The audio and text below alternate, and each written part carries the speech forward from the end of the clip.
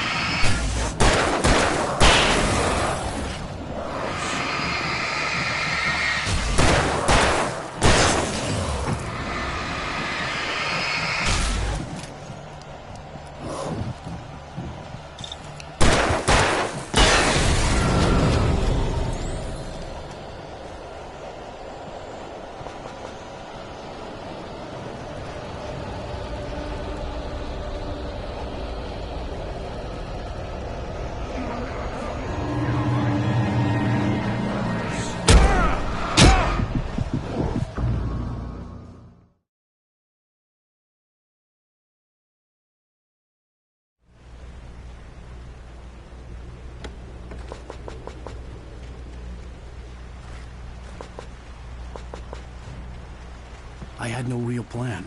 I was going to give the kidnapper all the manuscript pages I had for Alice. If that wasn't enough, I'd hold him at gunpoint and make him talk.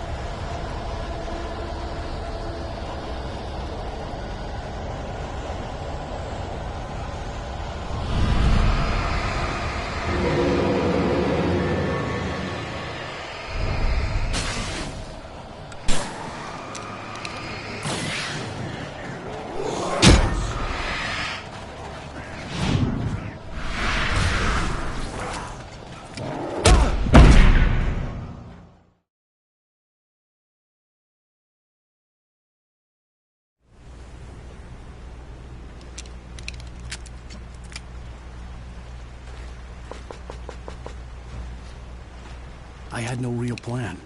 I was going to give the kidnapper all the manuscript pages I had for Alice. If that wasn't enough, I'd hold him at gunpoint and make him talk.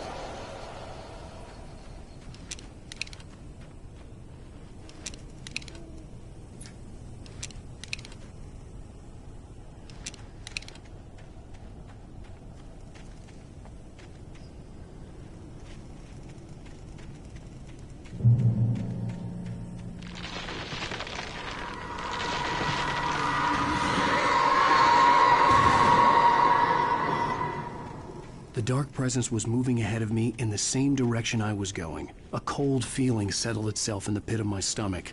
Was it going for Alice?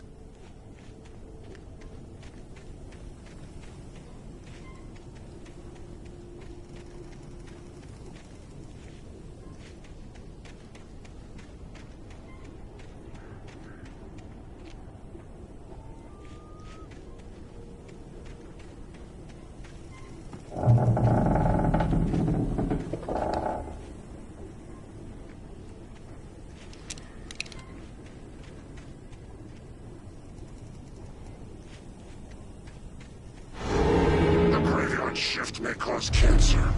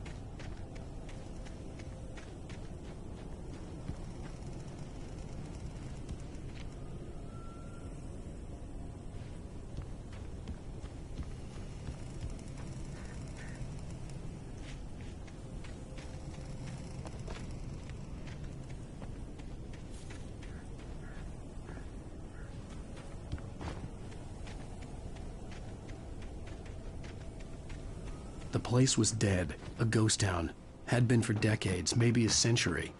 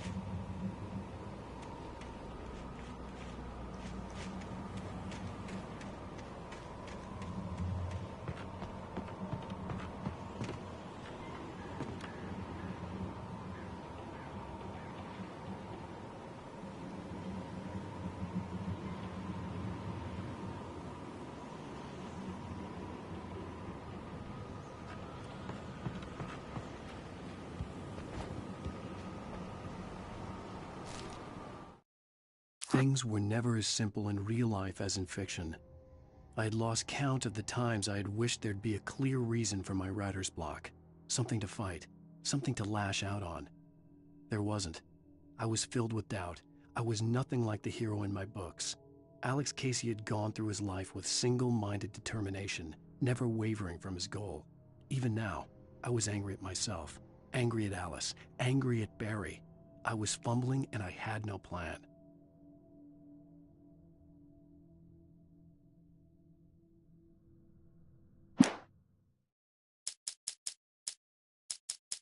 Some of the Taken retained echoes of their former selves, but these were just the nerve twitches of a dead thing. Nothing remained but a shell covered and filled with darkness. In most cases, these puppets were enough for the purposes of the Dark Presence. But for anything more elaborate, as with the writer, it was different. It needed his mind. And so rather than taking him over completely, it merely touched him.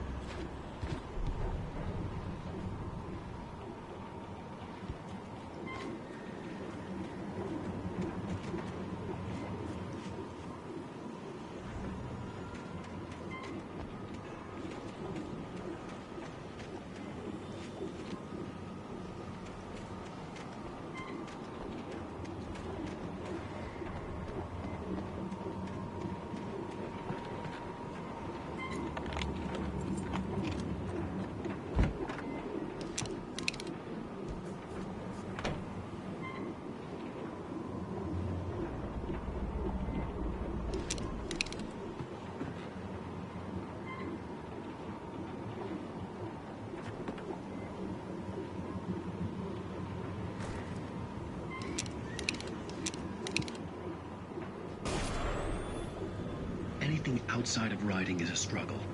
I feel ill. I managed to make my way downstairs. There's a shoebox filled with books and papers by Thomas Zane. It's very hard to focus, but I managed to read some of it. He's a poet, and a good one. He writes of muses and creators summoning fabulous things from a magic lake, using his powers to shape the world of a realm of gods and dreams and demons, dark things that wait for a chance to slip through, wearing the flesh of men as disguise. Zane writes about himself, his girlfriend being taken over by a dark presence, about growing scared of the lake. Zane believes it's a mirror to the gaping void of darkness above, where some Lovecraftian presence lurks. I crawl back upstairs. I'll borrow these things for my story. They ring true. They fit.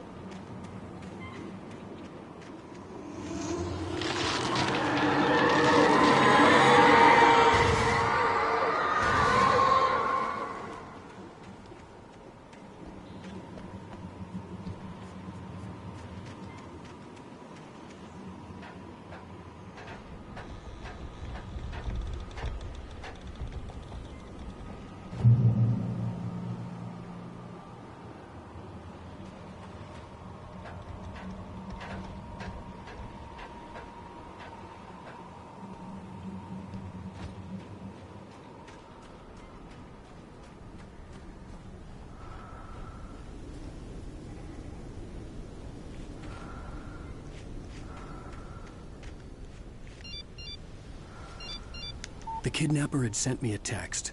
The message was full of spelling errors and insults. It was telling me to hurry up.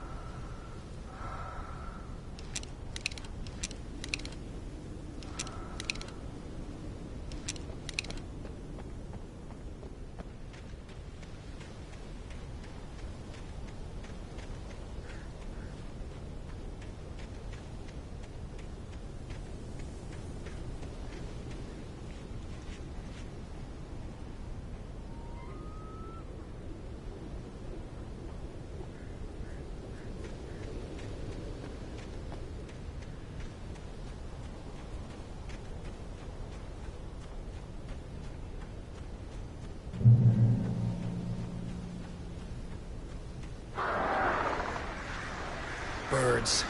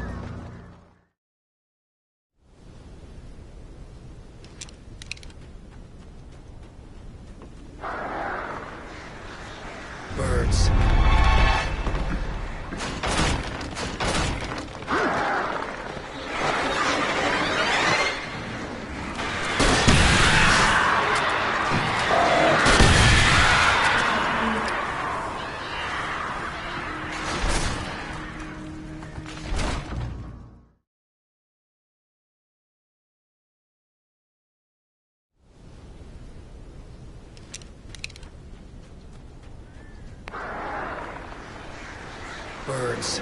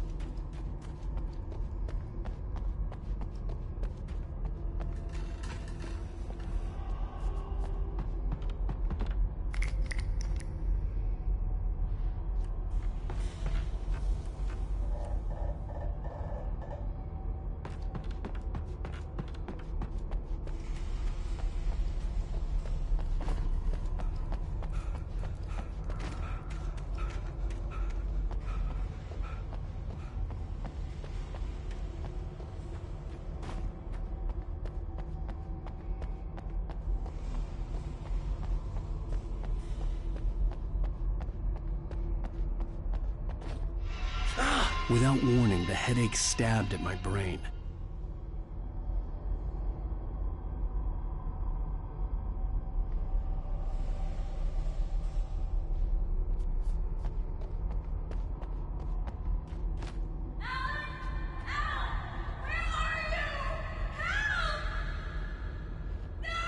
Alice?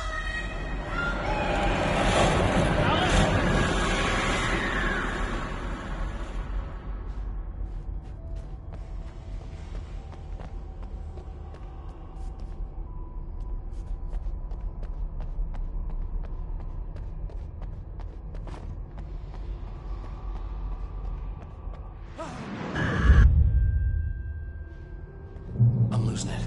I gotta get out of here.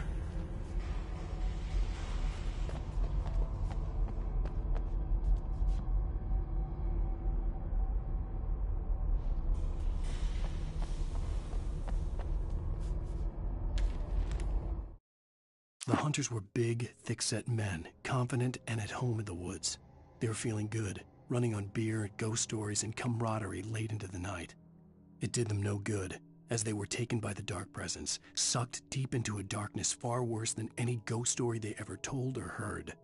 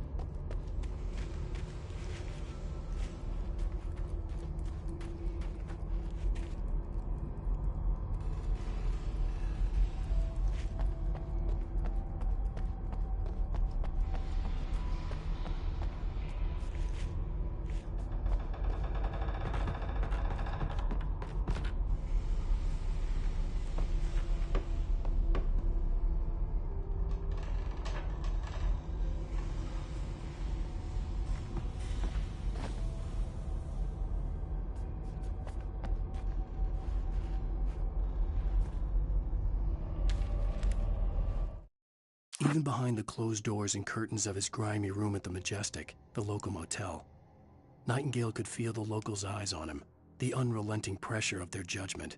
He forced it out of his mind. For all he knew, they could all be under Wake's spell already. You do what you have to do to get the job done. He took comfort from the bottle in his hand. Please, he thought, just let me get through this.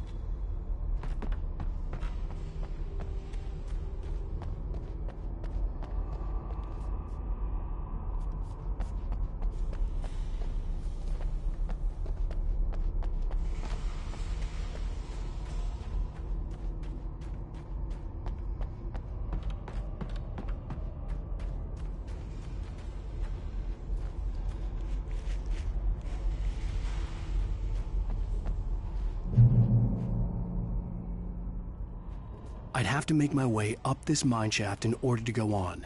Maybe the machinery could help me with that.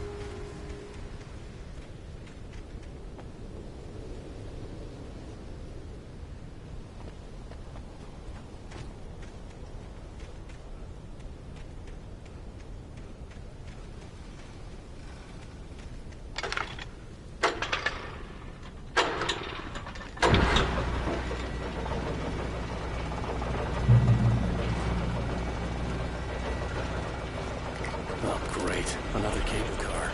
Just great.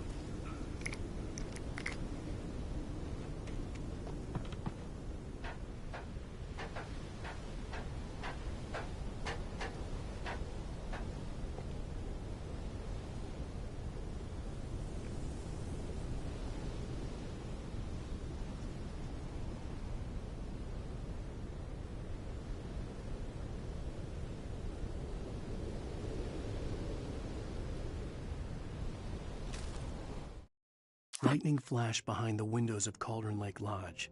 Tor Anderson laughed and held the steel hammer above his head. Nurse Sinclair was trying to calm him down without success. Tor grinned madly and shouted, "My hammer's up. Here's a friendly poke from Mjolnir, wench."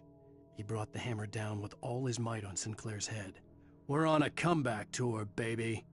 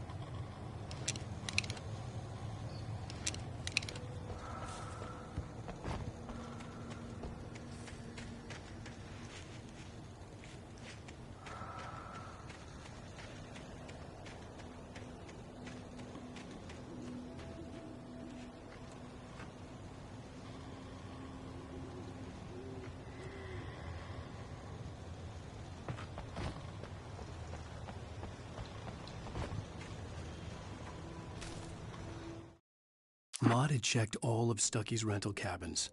There had been no sign of the Wakes. It was dark when he'd found their car parked at the end of the road by Cauldron Lake. It made no sense. They must have taken a wrong turn, but there was no sign of them, and the car had been there for hours already. Frustrated, Mott stood on the rotten ruin of the footbridge that had once led to Diver's Isle before it sank beneath the waves years ago. The boss wouldn't be happy.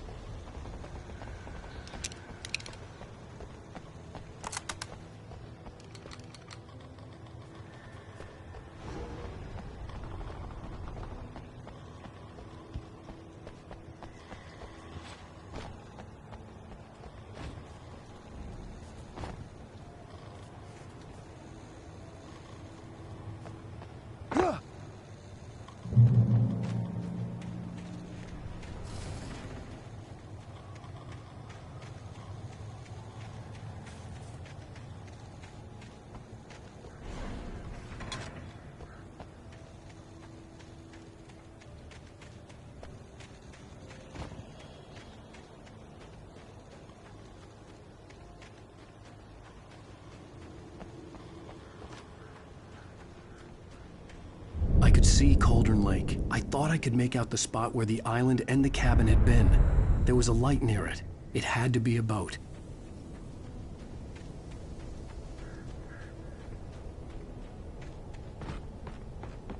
I was close now. I had to get there fast. I dreaded what I would find. I tried to hold on to Alice, but her form melted away. I was losing control. Dr. Hartman stood in her place. I wanted to hit him, but my arms were jelly. He smiled. It was a reassuring smile, and I hated him for it. I had to give you a sedative. Don't fight it. You went through another rough period. Right now, it's very important that you stay calm. We don't want you to have another episode. You're a patient at my clinic. Have been for a while now.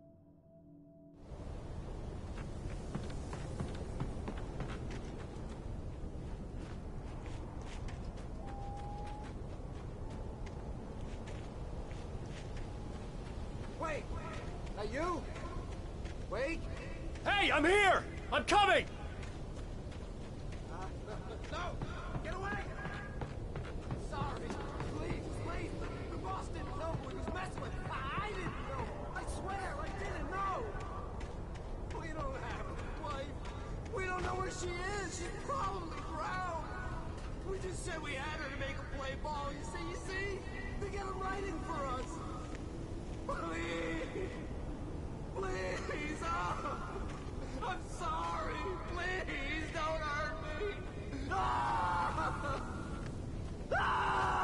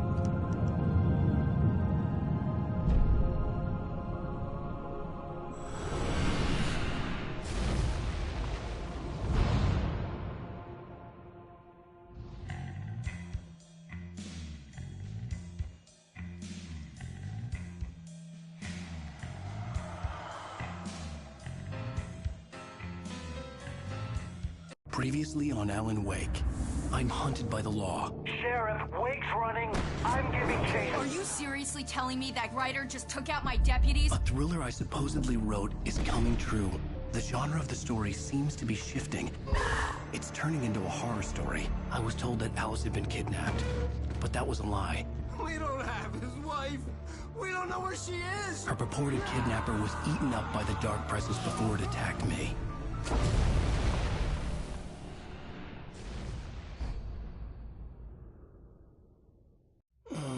Alan, shh, baby. It was just a nightmare. Alice. There you go, Alan. Hartman. I fell. I had to give you a sedative. Don't fight it. You went through another rough period. What? Right now, it's very important that you stay calm. We don't want you to have another episode. You're a patient at my clinic. Have been for a while now.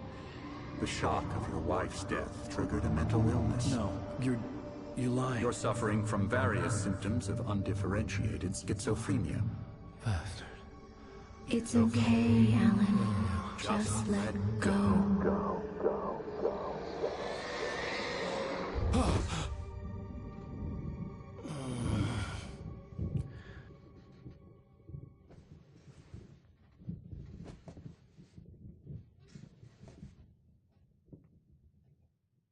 I felt groggy. Whatever Hartman had bumped in me was making me numb. I felt like this was happening to someone else. Someone I was watching on television. I couldn't think. couldn't focus.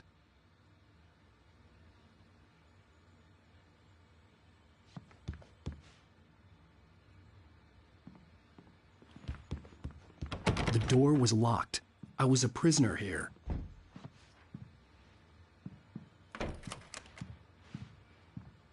Good evening, Alan. Are we feeling better now? Feeling calm? Yeah, I see you brought your pet gorilla with you. So sure, I'm calm. I get the message, loud and clear.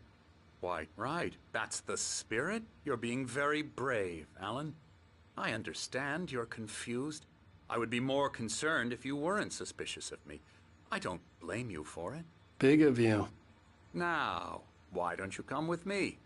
We'll reacquaint you with my clinic and go over everything you might have forgotten. Little walk and some fresh air? Yes, it will do you good.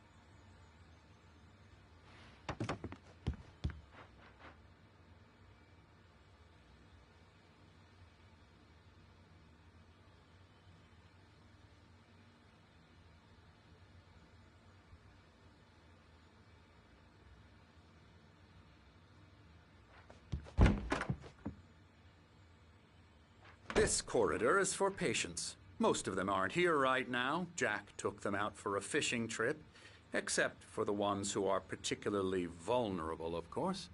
I encourage creativity as a part of the recovery process here at Cauldron Lake Lodge. I specialize in treating artists. I bet you do.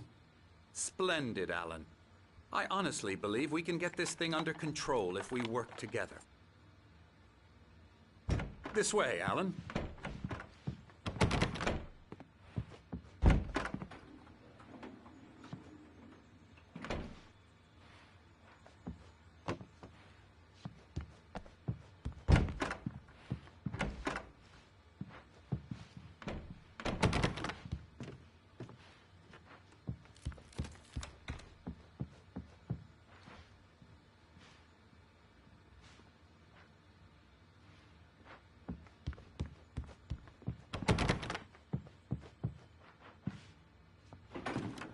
Now, Alan, from past experience with you, I know I need to get right into the heart of the matter as quickly as I can after an episode. So I'm just going to say this. Alice is dead. No. You're in a very vulnerable state until you understand and accept this. Alice drowned, and you couldn't face that. You're suffering from hallucinations, paranoid delusions, unusual thinking, an obsession about light and darkness, a feeling that everything revolves around you, your thoughts and dreams. Your mind has constructed an elaborate fantasy scenario in which your writings are affecting reality. She has been kidnapped and supernatural forces of darkness are trying to stop you.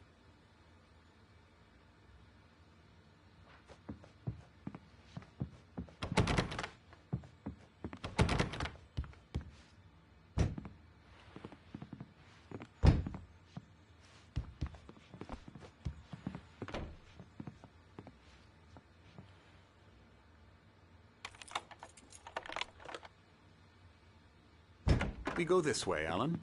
I wasn't ready for another shot, so I went along with it. He had to be lying. But under the influence of the drug he had given me, I had to fight not to believe his words. It's all in your head. You've been making it up. Apart from the tragic accident with your wife, no one has been killed. Your delusions are just a manifestation of your subconscious mind trying to protect you from the too painful truth. Unless we fight the fantasy, it will return. I know the instinct is to resist me, but think about it. Doesn't this make far more sense than the insane supernatural conspiracy you have concocted in your mind? You're a skeptic by nature, Alan. We both know this. Everything can be explained logically.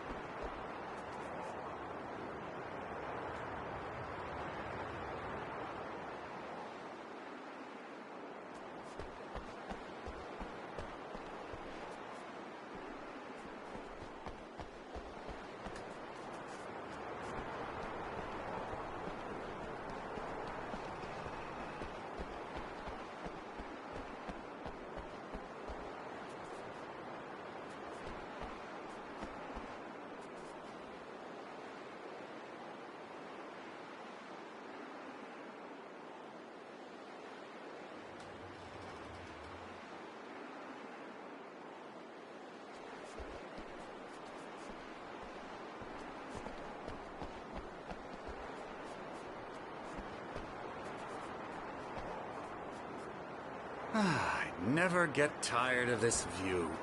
Very inspiring, isn't it? Cauldron Lake spread below us. I could see Mirror Peak on the other side of the lake. I thought I could make out the spot where Diver's Isle had been when I arrived with Alice. Now there was nothing but waves. It seems there's a storm coming. Funny, I don't recall there being a mention of that in the weather forecast. Well, no matter. This way. Follow me.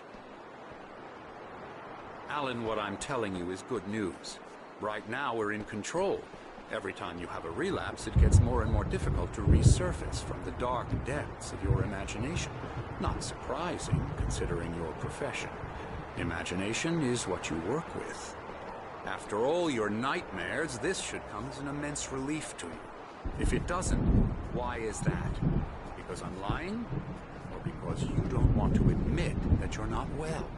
It's very natural for you to think of me as your enemy. It's part of the illness. I let him talk. Hartman obviously loved his own voice. His words echoed madly inside my head. I dug my nails into the palms of my hands to stay focused. You need to work with me. Once you accept that, we can begin the journey towards your recovery.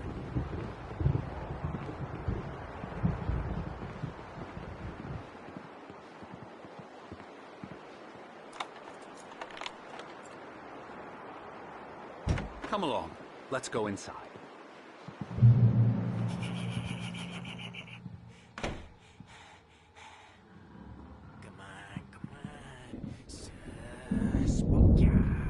Here's the entrance to the office wing. That's for staff only. You were impressed by my trophies when you first arrived here. I do love to hunt. The great outdoors, man versus nature. It's wonderful stuff. Pretty damn wonderful, yeah. Scary, scary, scary.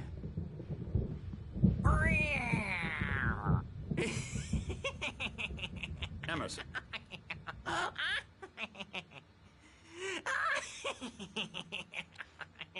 I'm a real bad dream, mister. You should be afraid of me. Don't want to run into me in the night, that's for sure. Please, Emerson. Mr. Wake is confused enough as it is. Yeah, you'd like me to go away so you won't be scared. But you can't just decide what kind of dream you have or when you have it. Emerson. Okay. Sorry. Boo.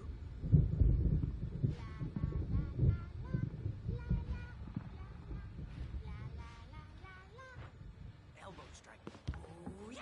Ha! Yeah. I'll get him to the head.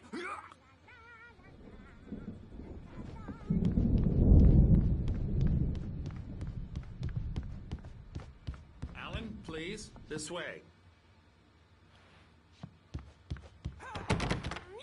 Hartman had mentioned that the power had been acting up. Maybe that was the reason for the generator and the work light on the balcony. The generator hadn't been activated, and there was no key.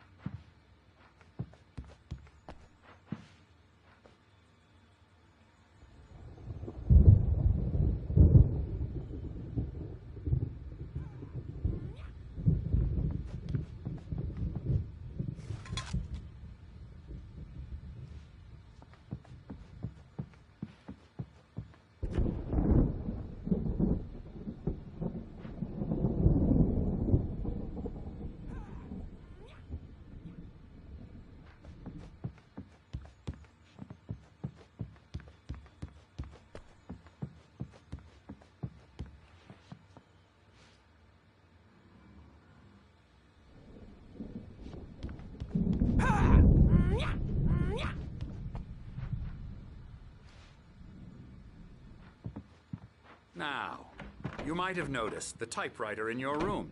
You've been writing as a part of the therapy. As soon as you feel up to it, you should continue.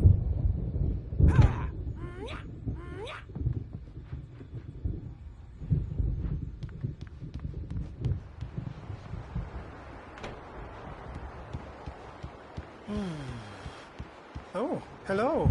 I've painted you. Okay. I was just struck by inspiration a couple of days ago. Dr. Hartman wanted me to paint landscapes, and that's what I was doing. But now I've been doing these things, a lot of them. The images just keep coming. Dr. Hartman likes them. He has them in his office. Yeah? He's very proud of me. He says I'm getting much better. I think I'm getting better. Well, I guess I'd better start wrapping this up. The storm is almost here. Look at that. I'd hate to be out there tonight.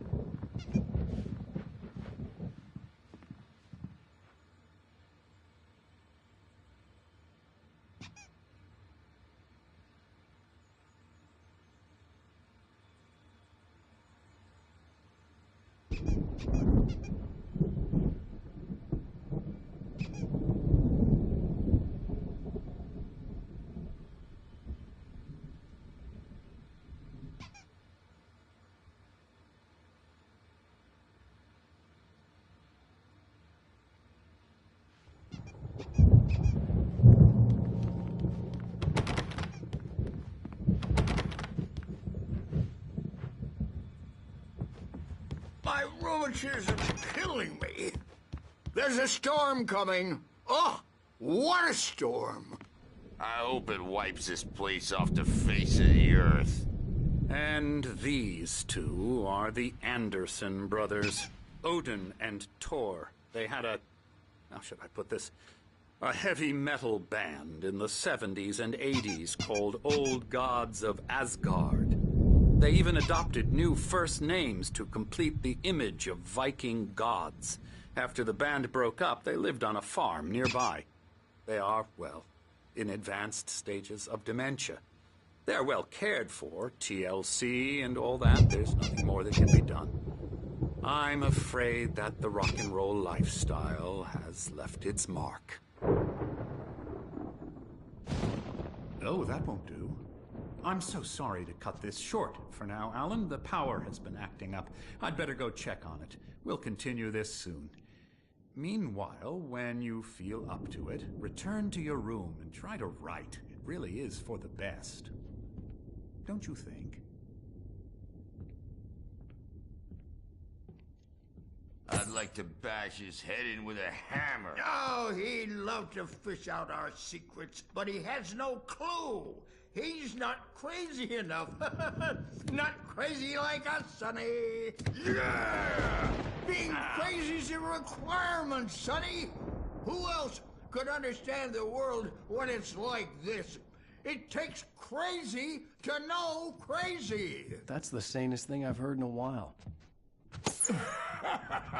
Zane! You're all right, Tom. Hey, we like him, don't we, bro? He's got to go to the farm. The Anderson farm. Valhalla! We wrote it all down, lest we forget. A crash course. All you need to know to get your head right. You need to find the message. Here, Sonny, here's something for you. Gave me a rash, but I kept it safe from these bastards. My head was clearing up, or according to Hartman, I was sinking back into the fantasy. I was convinced he was lying to me about everything. Crazy or not, the Andersons made more sense. Tom! You got any booze on you? Yeah, no. Sorry, We have a guys. stash of the special stuff at the farm. Our own formula. Local ingredients. Medicine clears your head right up. Makes you remember like moonbeams on the brain. Oh, I just noticed! Leather patches on the elbows? That's not very rock and roll. Tom just lost is all. Baba Yaga got to him too, the damn witch. She used us all. Taken from all of us. Took my thunder, the witch. And my ravens, what were they? Memory and thought, the hag. She took something from you too, didn't she? That's what she does. We're better off. This place, the lake, it gives you power. If you're a creator, an artist, a god. Nightmare shifted in their sleep in the darkness of the lake. Yeah, that's the one. She makes sure it comes out twisted and wrong. Just ask the lamp lady. She knows what happened to that other writer. She's been using you, boy, and you let her. You went and opened the door for her, didn't you? Now, it was already open a crack. And whose fault is that? We're morally corrupt, disease-ridden, old and stupid. Doesn't mean he had to open it all the way, goddammit.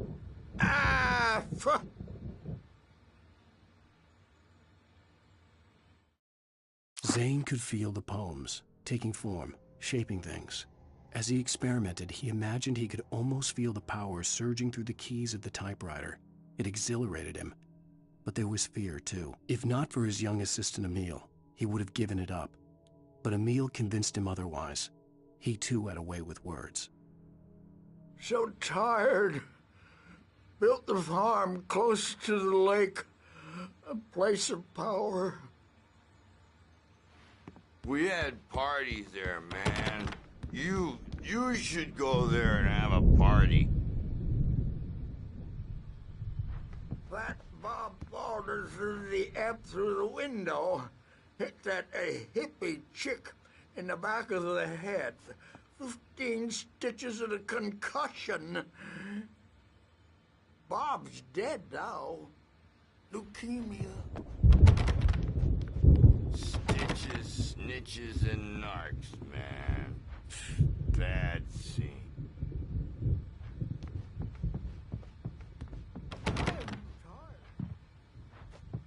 So tired.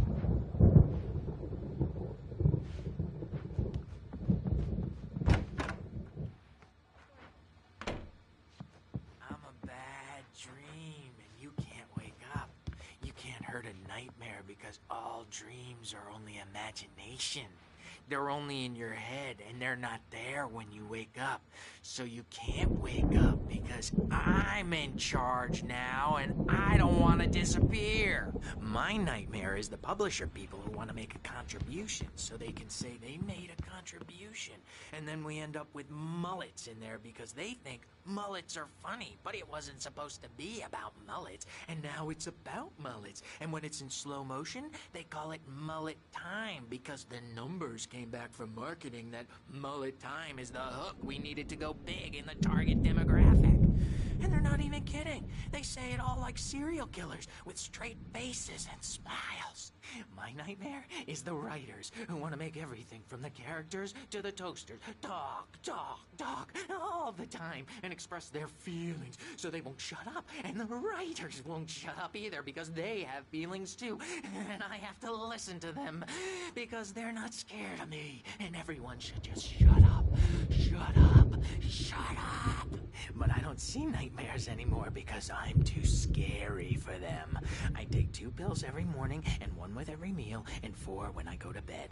And that makes me the scariest nightmare of all.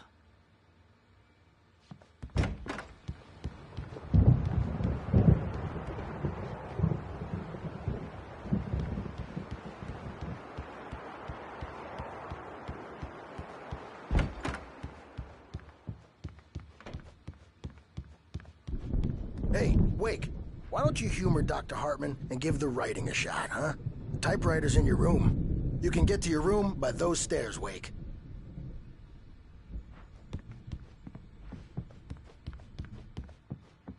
The doors were locked.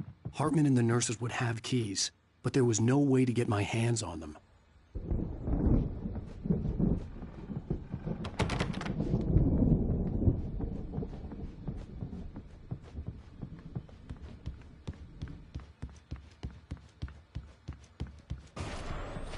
Something's wrong. I'm not myself. It's hard to think that there's a shadow inside my head. I can only focus on writing. Everything else is a blur. I'm trapped in this cabin. Have been for days, but it's always dark outside. My editor is real. I saw her again. She's not human. It's not human. A dark presence is wearing the old woman's face. She was covered in clinging shadows. There's a hole in her chest where her heart should be. I think I've made a horrible mistake. I don't think I'm any closer to saving Alice. It's been lying to me, using me to get the story it wants, and the story will come true.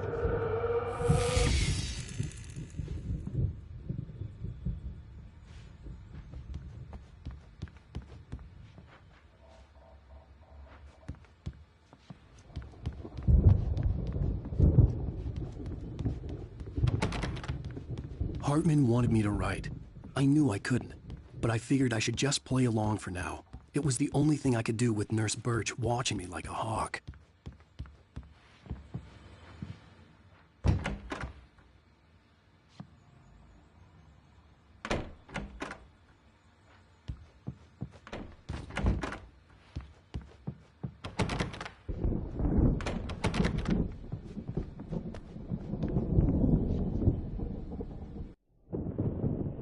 The white glare of the blank page in front of me hurt my eyes. My hands began to shake uncontrollably. Everybody, calm down. Put that down. Bert, I need help. Hey, Wake, you stay here. I'm gonna go see what's up. You just keep doing what you're doing. Be cool, okay?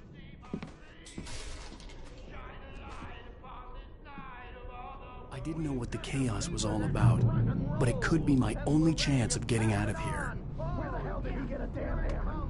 Hammer's up. Here's a friendly poke from Creole near. Where's this? Oh, afraid of the crazy brothers, are ya? Not so weak now, are we? Well, things are unraveling fast, aren't they?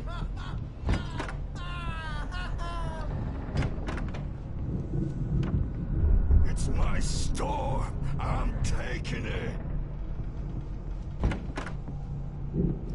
We're on a comeback tour, baby!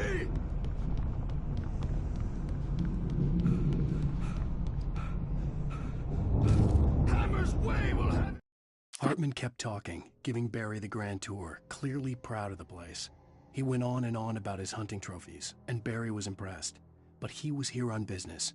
He raised his voice, cut through the monologue. "Hey, Hartman, where's Al?" Hartman stopped in mid-sentence, annoyed at the interruption. He nodded at the hulking orderly standing nearby. The man smiled and clapped a practiced hand on Barry's shoulder. Say, rise up in their name!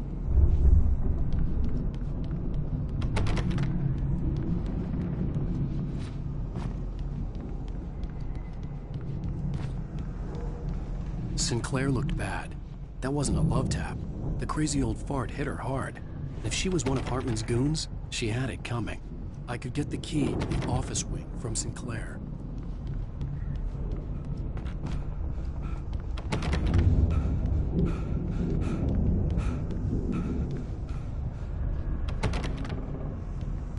The backstage is all yours, Tom. Seize your destiny! I had to get to Hartman's office. He had taken all my manuscript pages. That's where he'd been keeping them. Maybe you could come out and beat our wrinkled, adult, diapered asses, Burns. You're so tough, Burns. We were on the road, man. You think we haven't seen punks like you before? Lord old Dave!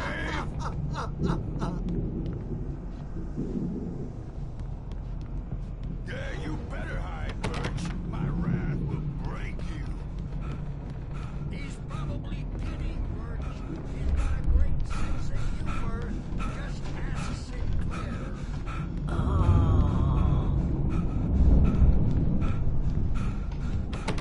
Children of the Elder God! Scourge of light upon the dawn!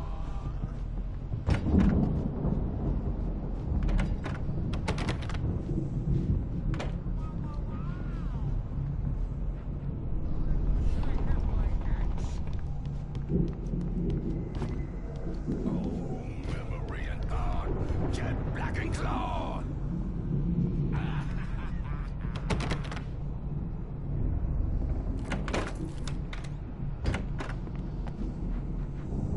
The photo on the wall caught my attention. In it, the clinic staff was standing outside the lodge.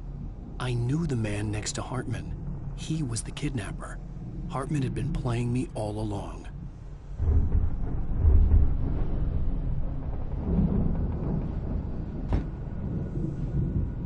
The markings on the tape said they were recordings Hartman had made at the sessions with his patients.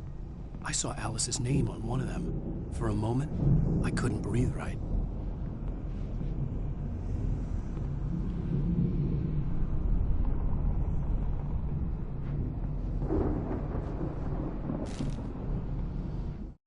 Hartman wasn't happy.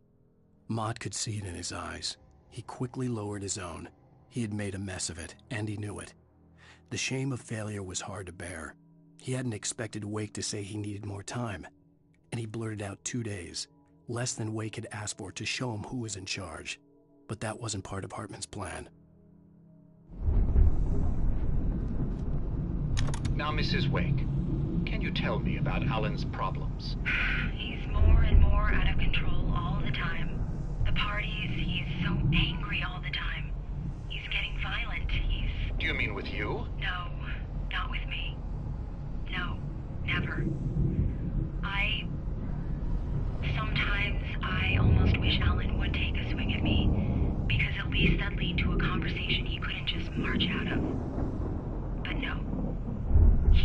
Alan doesn't really sleep. And the work, well, he's not writing at all. He sits there for hours and just gets more and more frustrated. And I can't talk to him. Yes. Tell me, Mrs. Wake. What would you say to him if he'd listen? I don't know. I want to say, I look at you, and it's not you. Just some stranger who resembles you. Looking out from behind your eyes, and I don't like that guy much. And now it's all gonna go to hell. But you don't ever say this. No.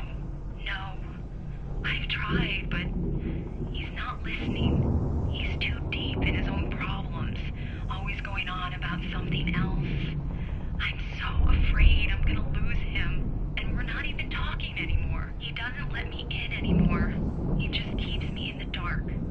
I'm so alone here, even when he's home. Please help me, Doctor, because I'm at my wit's end.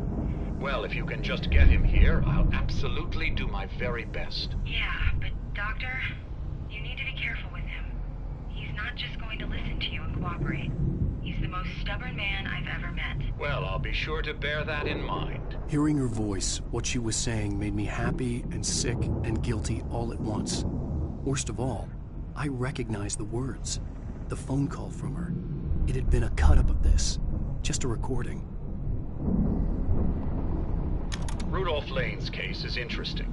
He was completely blocked, and frankly, I was about to discard him as useless. However, once Wake arrived and started writing, something changed in Rudolph.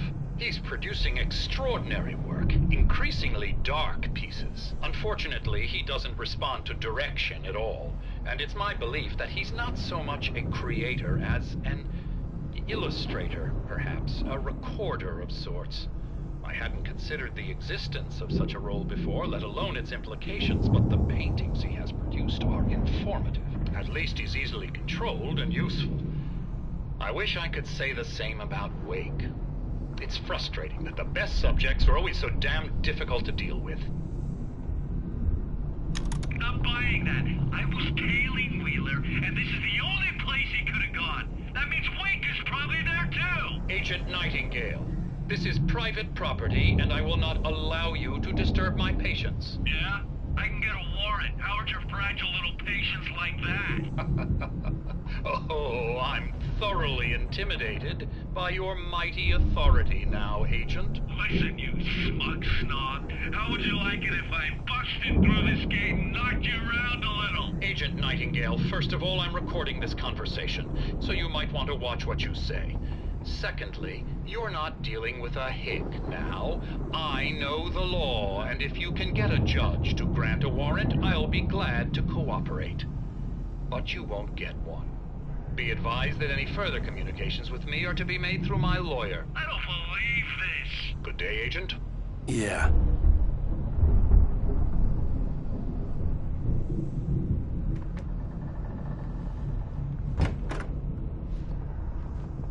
Let me out of here! Hartman, do you hear me? I'm gonna sue your crazy quack ass to shreds! Seriously! Do you have any idea how much trouble you're in? I am famous! I represent a celebrity! They'll be looking for me!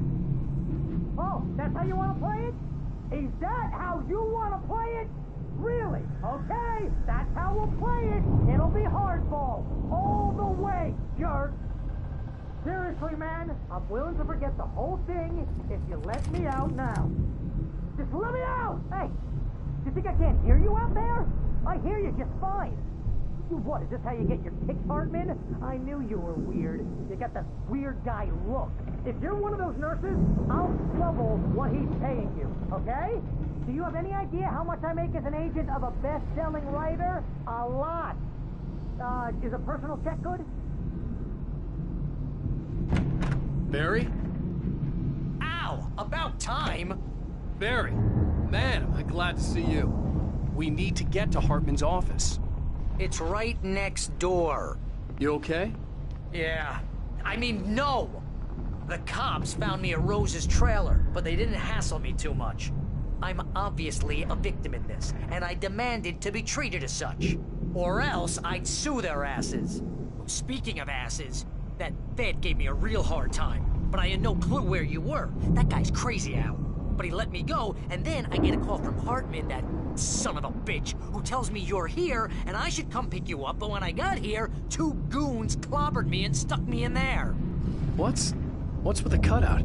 I stole it from the diner to piss off Rose after what she did to us. That'll teach her. Yeah, that's a harsh punishment. Come on, pal, we gotta get going.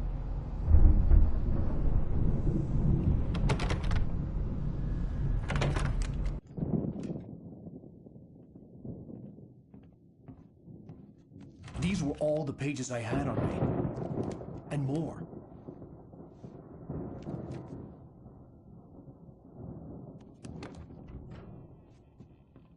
Alan, please. You're sliding back into the... Tell me one more lie and I'll shoot you in the face. Ah, well, it was worth a shot. Really, Wake, come on. Let's work together on this. You have no idea... Hartman, shut up! Barry, get out of here. I'll catch up with you. Get a car. Oh, Al, let's just... Go! Wake, listen to me. This is a mistake. Don't you see? Together we can create something absolutely wonderful. With your ability and mine.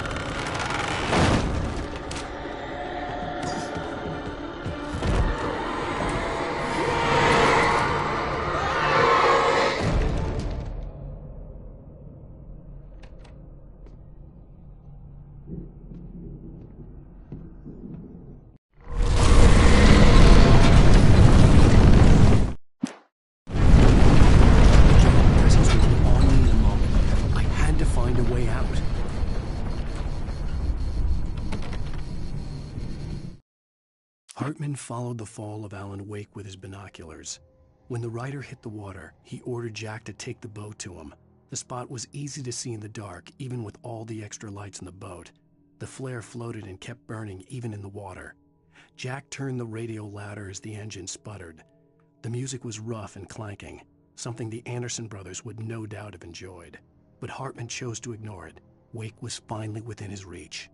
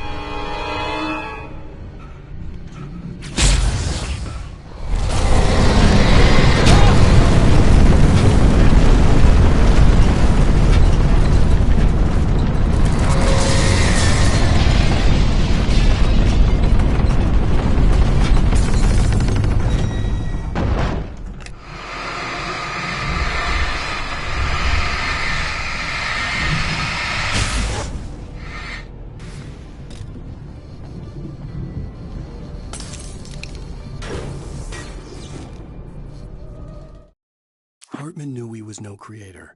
He had no ambitions on that front, and he certainly didn't want to end up like every artist he had worked with here, damaged in ways that were hard to describe, or worse.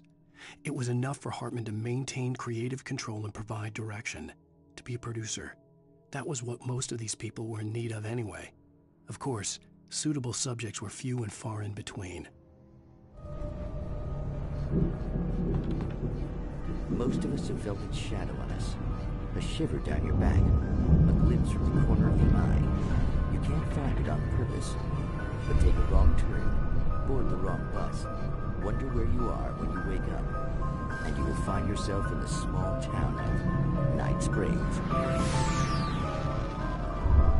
Tonight's episode, The Doomed Samaritan. Sometimes, even the... Not tonight. Thanks for the ride, Mark. I'm so glad to be leaving this place. You have no idea. What, Night Springs? Come on, Linda. Relax. It's not that bad. Hey, what's that up ahead? Oh, God. There's someone in the road. I think there's been an accident.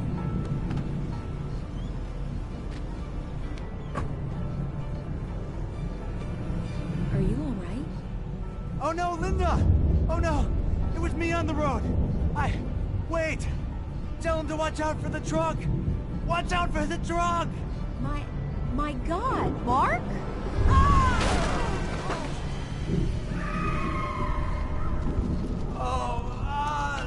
No, please! God, no! Linda! Linda! Thanks for the ride, Mark. I'm so glad to be leaving this place. What, Night Springs? Come on, Linda, relax. It's not that bad. Hey, what's that up ahead? Oh, God. There's someone in the road. I think there's been an accident.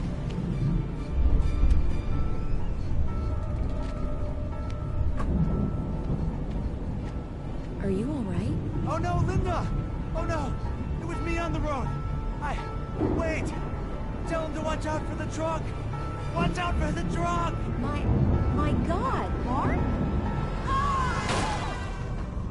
And there you have it. A vicious cycle, brutally punctuated by the blast of an air horn and screaming metal. Many roads are dangerous, but none more so than the one that leads away from Night Springs.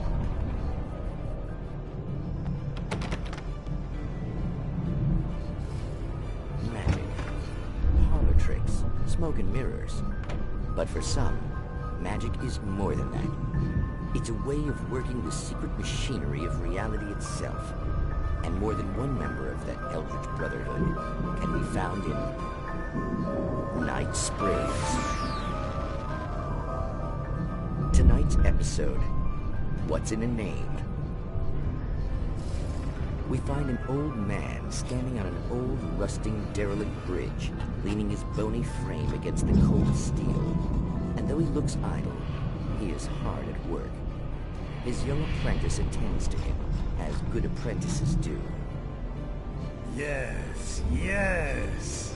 Coming along nicely. Don't you think, boy? Yes, Magus. Sir, we've been getting some complaints. Are you defacing the bridge? Oh. No, I wouldn't do that. Sir, I can see the screwdriver in your hand and the scratches on the steel beams. You've been spotted doing this all over town. Yes. I have been very busy, but I'm no vandal, officer. Exactly what are you up to, sir? He's writing his name on the town. The youngster is correct. I'm writing my name, my whole name, the entire and complete description of my soul on the town. I'm almost done. Yeah? Well, all I see is an old man tagging public property. Oh, I should bow down to the wisdom of your years? Words have power, young man. Names and titles especially. Uh-huh. And, what's your name supposed to be?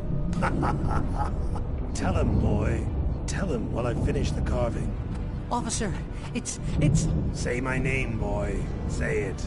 It's Night Springs, officer. But isn't that... That's the name of the town, isn't it? Yes, it is from now on. Wait, where'd he go? Like, where is he? Oh, officer.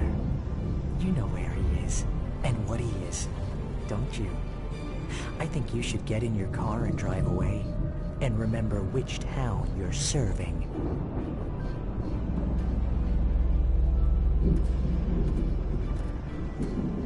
Your will be done, Magus. Ah, yes. There are too many little towns to count, all of them with some little magic of their own. But some towns have more personality than others, and none more so than Night Springs.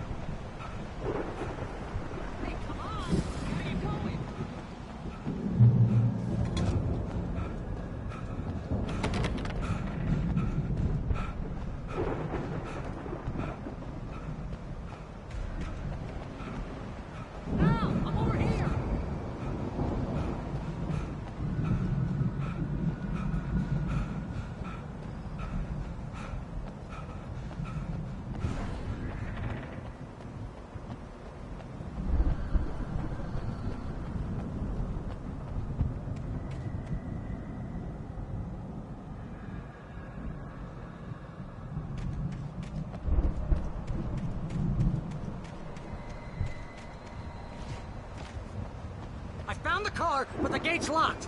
You're gonna have to go through the hedge maze over there. Barry, I don't have a light. Take this, Al.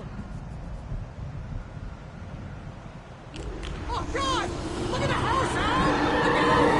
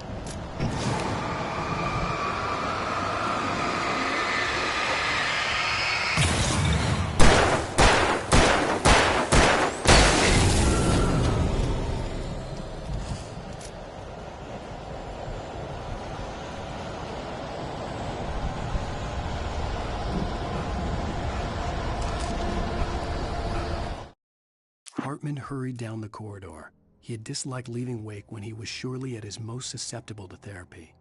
But this was not an ordinary storm. Wake had been writing, and he had woken something up in the depths of the lake. Now, it was coming for him. Hartman had naturally prepared for a situation like this. The idiot brothers would keep Wake distracted while Hartman double-checked everything, just to be sure.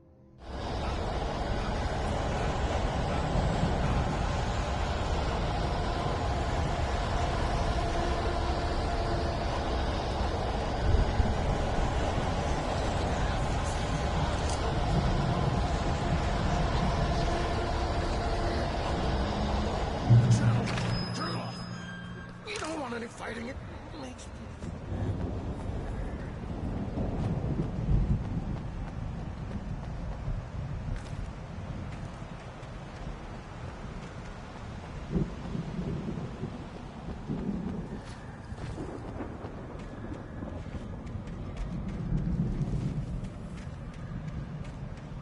you get 2 pills in the morning, and then you'll be nice and calm.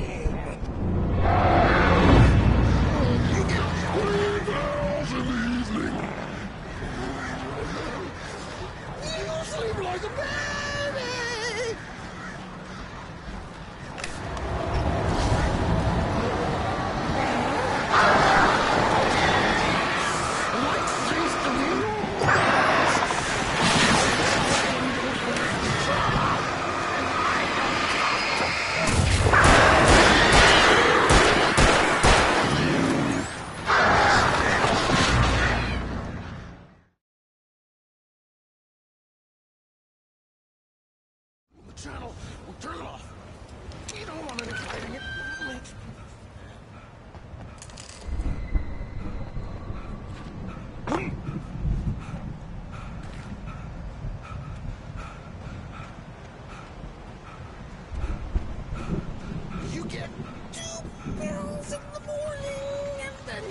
nice and calm all day.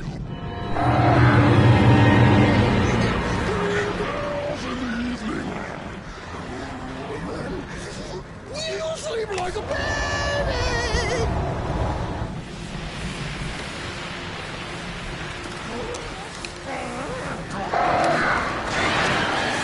What seems to be lost?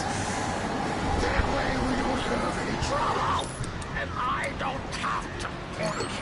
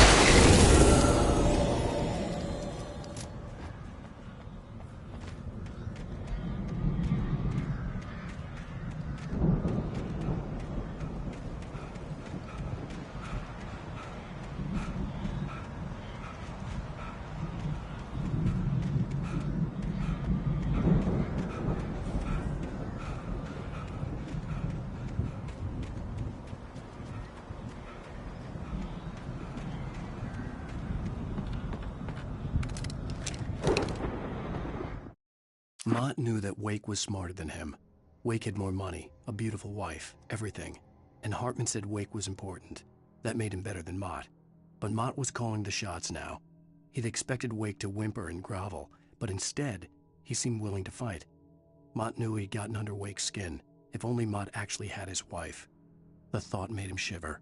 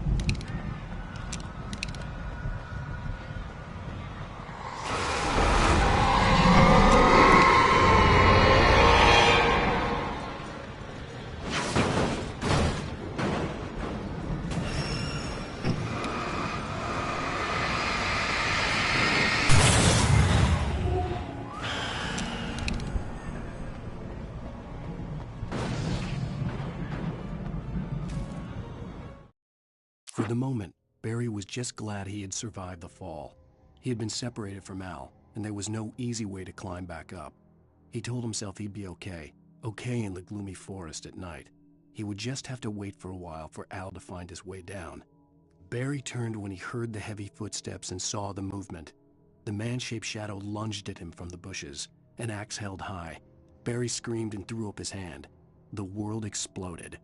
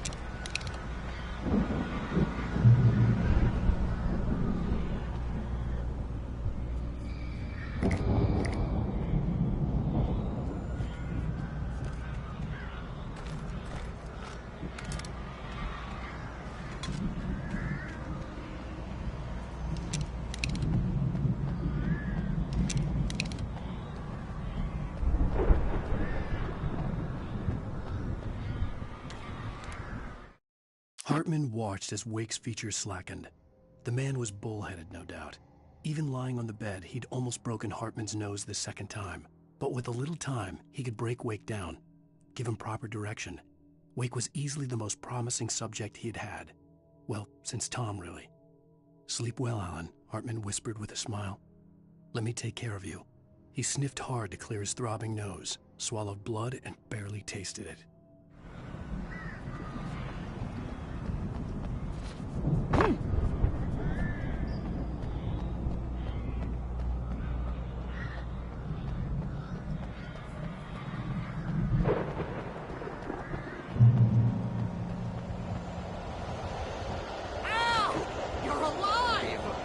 Let's get out of here. Can you open this gate?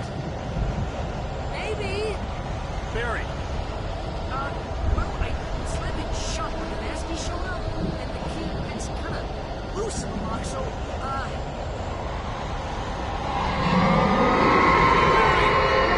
find it. Don't worry about it.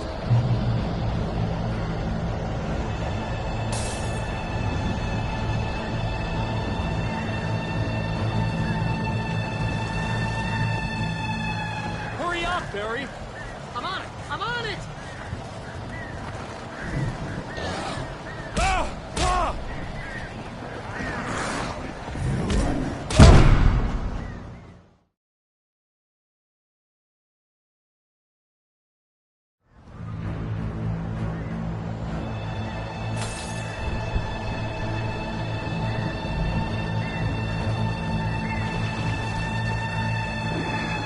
Hurry up, Barry! I'm on it! I'm on it!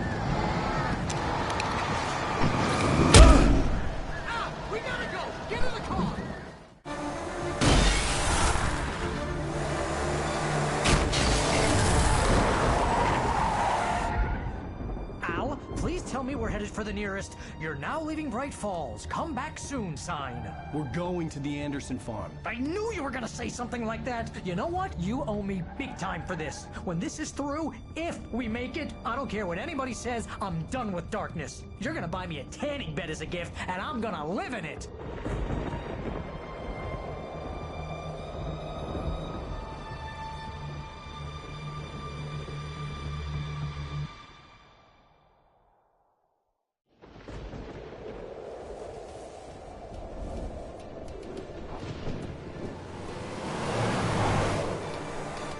I'm crazy, but that's fine, Barry.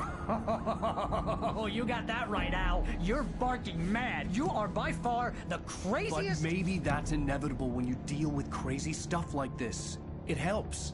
This is happening, Barry. Alice, they never had Alice. She's trapped in the darkness at the bottom of the lake, but she's not dead. Al, how can you know that? I know, Barry. I can... Al, No, listen. I can bring her back. I can find her. There's something special about this place. The lake, it does something to the works of art created here. It makes them come true. But there's a catch. The dark presence, whatever that thing is, twists it to its own ends. That's why all of this is happening. It's using my manuscript to take over everything. Al, I believe you. It happened to Thomas Zane before, it happened to the Andersons. I believe you. Crazy or not, you're not delusional. Weird shit's going down. That's a fact. I'm on board, man. I'm with you. The Andersons knew about it, but they were too far gone to tell me with all the drugs they were on. But they wrote it down. There's a message somewhere at their farm, Barry. We just need to find it. Look out!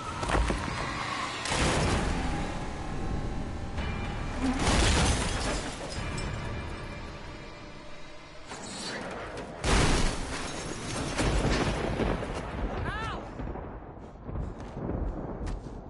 God damn it, Al, talk to me!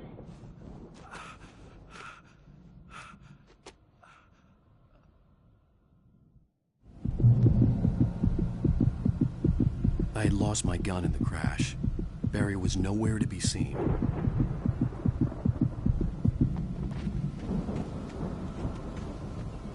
Barry! Barry! Oh, man, you're okay! Jeez, it's good to hear your voice! I was trying to get out of the car, but the ground gave way. Man, what a drop! Don't worry, your cutout is fine. Forget that! Are you okay? I hit some bushes, didn't get a scratch. There's no way you can climb down, though. It's like a sheer wall. Al, there's something moving down here! Barry, it's a Taken! Use a flare, Barry! Yeah! Barry, are you alright? I'm good, Al! I'm great!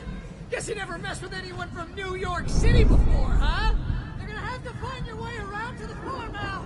I'll be waiting! Barry, just wait for me, okay? Al! I'm not staying here! It's suicide! I'm going to the farm! I'm gonna go ahead and secure the area. You can catch up. Don't worry about it. I'm on the case. Now he's Rambo. This would turn into a disaster if I didn't catch up with Barry.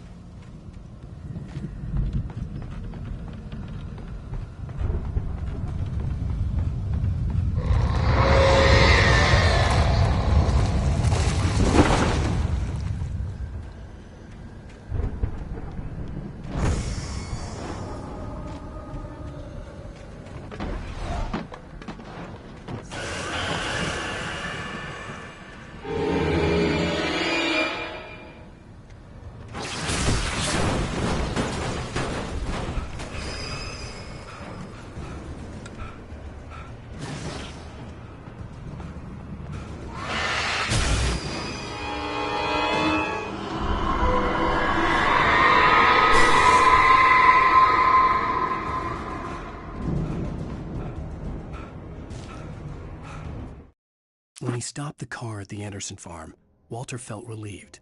Oblivion was close at hand. The brothers wouldn't miss a jar of moonshine or two in the booby hatch. But then he saw the man on the porch, and he knew who it was. Driving for his life and knowing it was useless, he didn't realize he was crying until he couldn't see the road for the tears.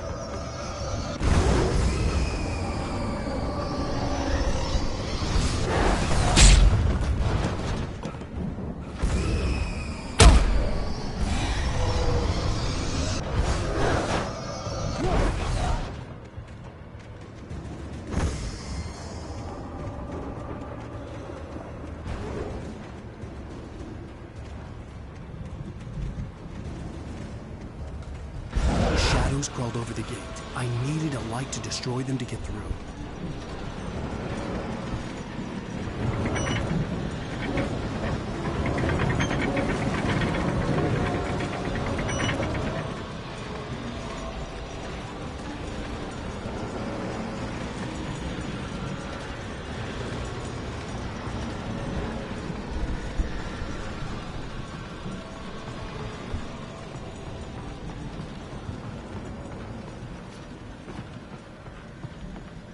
I hoped there'd still be a working generator somewhere around here to power up the old lights by the gate.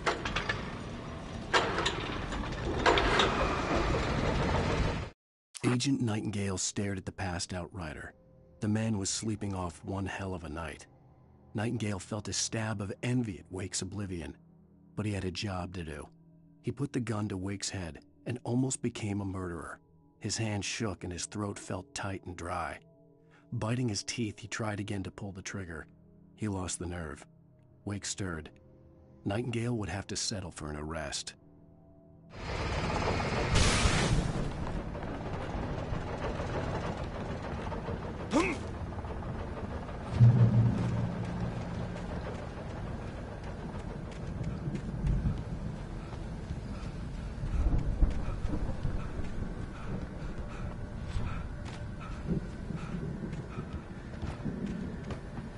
I could sense the movement in the woods ahead.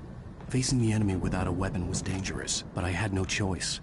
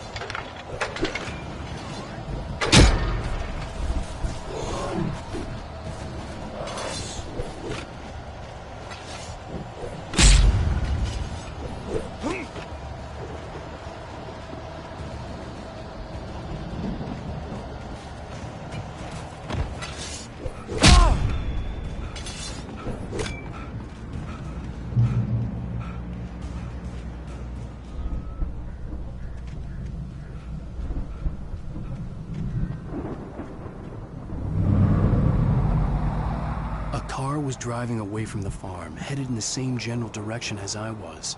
For all I knew, it was Barry, caught in the consequences of leaping before looking.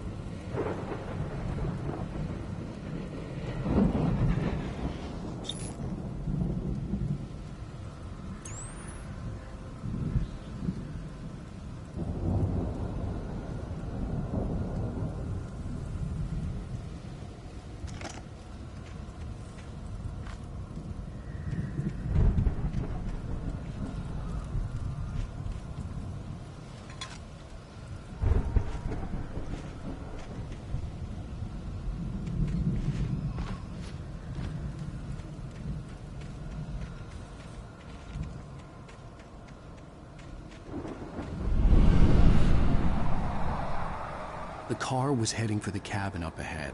It wasn't far. If it was Barry, I would see the damage soon.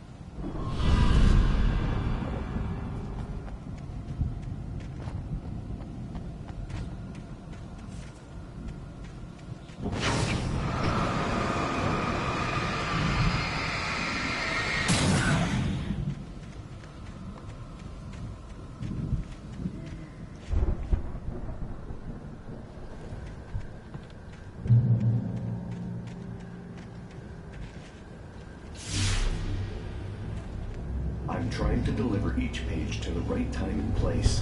I'm trying to show you how the story goes. I had seen glimpses of the light before. I had seen it in my dream. It was a strange spaceman or a diver in a bulky suit. He was the one who'd been placing the pages on my path. The dark presence followed the choreography laid out to it in the manuscript, growing stronger and stronger, moving like a storm from one scene of destruction to the next. But it was still bound to follow the story and chain to the dark place it came from. When the story reached the end it longed for, it would finally be free.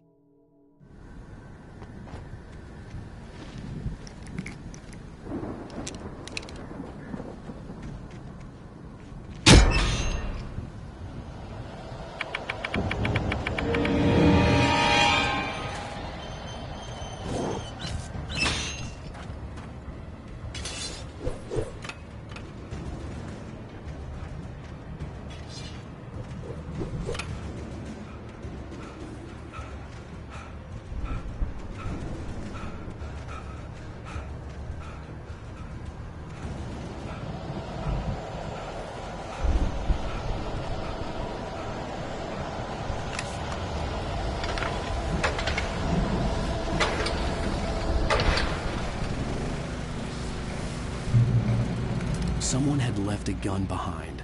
Now I had a fighting chance of reaching the farm.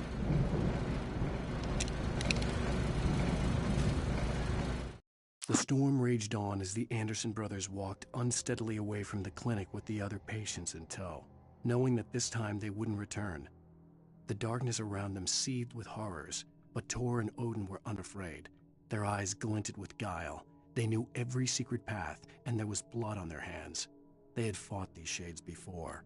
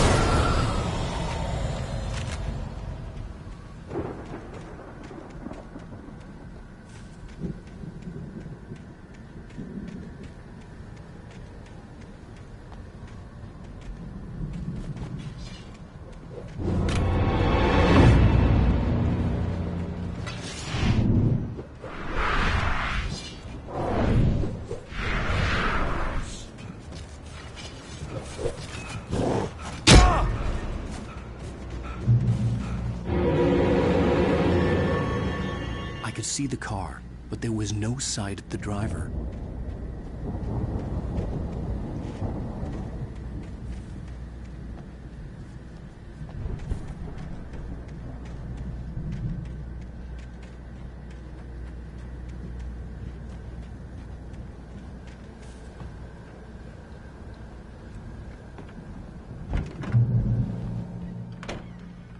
Hello?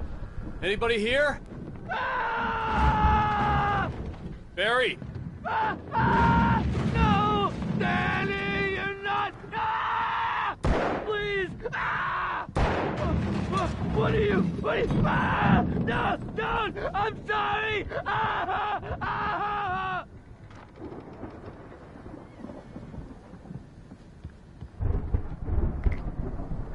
The front door was locked.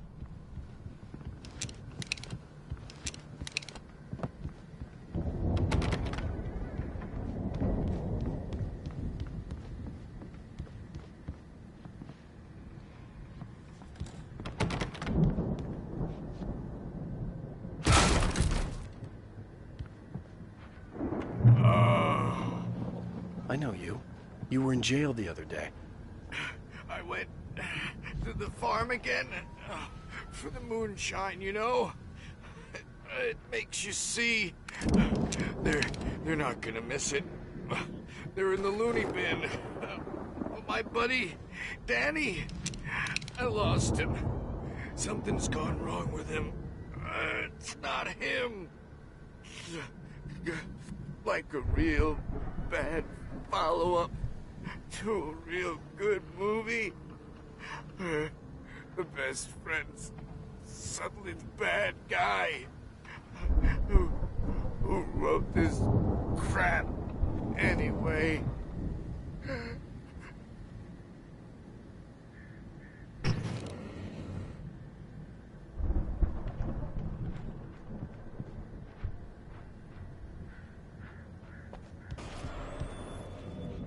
I've run through every possible course in my head. If I continue like the Dark Presence wants me to, the story I'm writing won't save Alice. It's a horror story, and it's going to kill her, and me, and everybody in this town. No one will survive. Darkness will consume everything. This is what it's wanted all along. It will be free, unstoppable. It used Alice to get to me, dangled her in front of me to keep me going. It was never going to release her. I'm going to change this. I'll escape. I've written myself into the story. I'm now the protagonist. This feels like a terrible risk, but it's the only way to save Alice. I'll be bound by the events of the story just as much as anyone else who's been woven into it. The story must stay true for this to work. There have to be victims along the way, near escapes, cliffhangers. In a horror story, it can't be certain that the hero will succeed or even survive. He almost has to die. I'll write my own escape into the story next. I need help. Zane's going to be the one who will help me. I'll make it happen.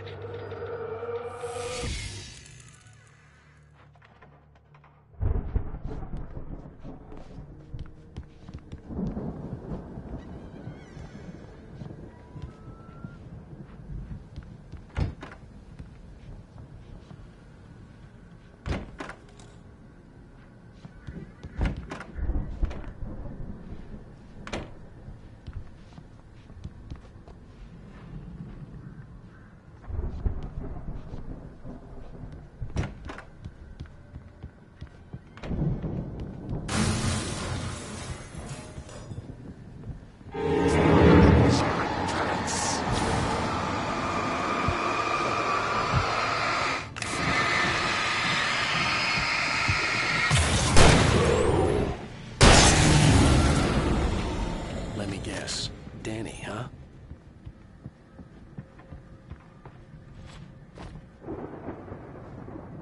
The farm was still a good distance away.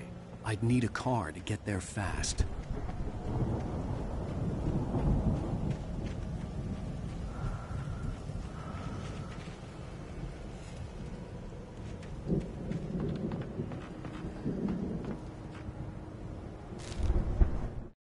For a moment, Hartman considered strangling the idiot.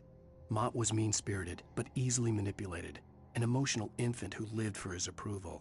Wake, by contrast, was a far more difficult subject. Mott had given him too much leash. In 2 days, who knew what could happen? Hartman would have to find a way to rein him in, and quickly.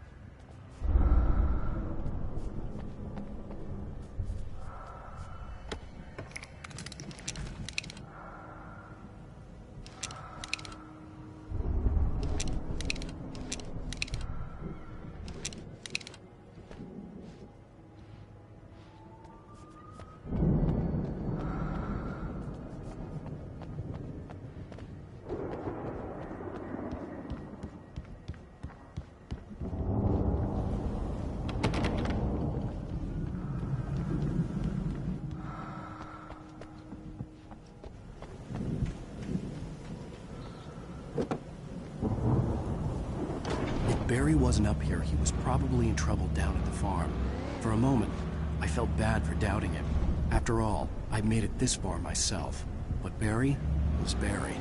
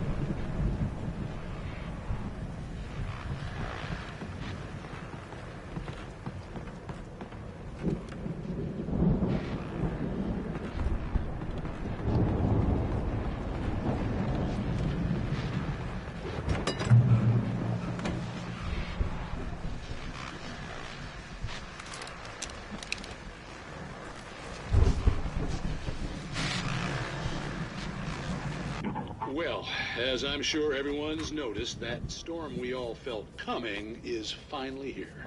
The boys at the Weather Service reckon it'll last until morning at the very least. Pertaining to that, let me read that missing persons alert again. The Sheriff's Department's still looking for a Caucasian woman, 30 years old, slim and blonde with blue eyes.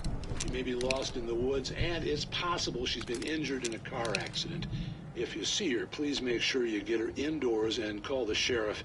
It's bad weather to be caught out in, so if you see someone in the area who maybe looks a little confused, give him a hand, all right? This is Pat Maine on KBF FM, hoping you're all safe and warm.